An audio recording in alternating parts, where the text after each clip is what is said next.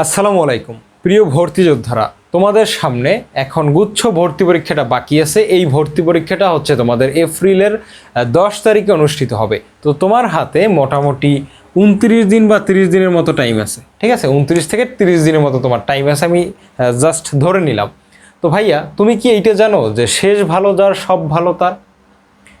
তো শেষ ভালো যার সব ভালো তার, এই কথাটা আসলেই সঠিক। কেন সঠিক? যে শেষটা যার ভালো হয় তার সবটাই আসলে ভালো। আমি যদি জাস্ট একটা সিম্পল এক্সাম্পল দিই, দুইটা মানুষ, একজন হচ্ছে আল্লাহকে বিশ্বাস করে আর একজন আল্লাহকে বিশ্বাস করে না। তো প্রথম দিকে তুমি যদি বিচার করতে যাও, তাহলে কে জান্নাতে যাবে? যে মানুষটা আল্লাহকে বিশ্বাস করে বা যার ধর্মের প্রতি যার বিশ্বাস আছে সে জান্নাতে যাবে। কিন্তু দিন শেষে দেখা গেল কি, যে মানুষটার আল্লাহর প্রতি বিশ্বাস নেই সে জান্নাতে চলে গেল। কিভাবে চলে গেল? ওই মানুষটা শেষে গিয়ে কী করছে? আল্লাহর প্রতি পরিপূর্ণ বিশ্বাস স্থাপন করছে, আল্লাহর প্রতি নত হইছে। তারপরে সে তার পাপ কর্মের জন্য ক্ষমা চাইছে আল্লাহর কাছে, আল্লাহ তাকে কী করছে? ক্ষমা করে দিছে। তার আগের যে ভুলগুলো ছিল সেইগুলো থেকে কিন্তু সে বের হয়ে গেছে, বা সে মানে ওই ভুলগুলোর কারণে তার কিন্তু আলটিমেটলি জান্নাতে যাওয়াটা বাধাপ্রাপ্ত হয় নাই।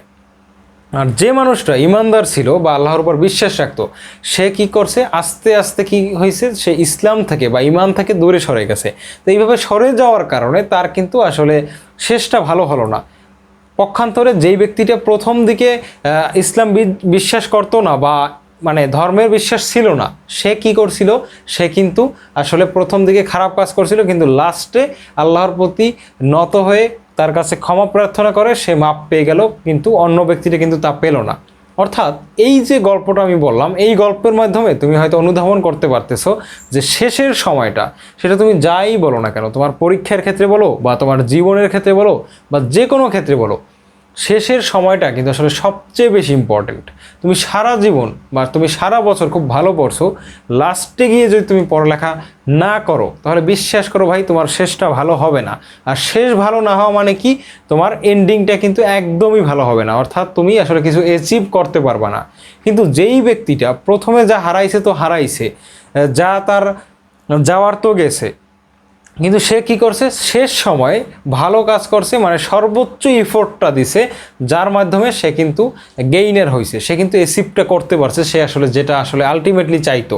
তো তোমরা যারা হাল ছেড়ে দিছো, তোমরা যারা পড়ালেখা থেকে দূরে সরে গেছো, বা সামনেই তোমরা যারা পড়ালেখা থেকে দূরে সরে যাবা, ভাইয়া তোমার শেষটা যদি ভালো না হয়, তুমি আসলে পাবলিকিয়ান হতে নাও পারো, মানে তোমার পাবলিকিয়ান হওয়ার শেষ সুযোগটা হয়তো হাতছাড়া হয়ে যাবে। তুমি প্রচণ্ড আকাঙ্ক্ষিত, তুমি প্রচণ্ডভাবে চাচ্ছ যে তোমার পাবলিক বিশ্ববিদ্যালয়ে একটা সিট হোক, কিন্তু তুমি যদি শেষের সময়টা ভালোভাবে কাজে না লাগাতে পারো, তোমার আসলে দিন শেষে কিছুই থাকবে না। তো শেষ সময়টা খুব ভালোভাবে কাজে লাগাও।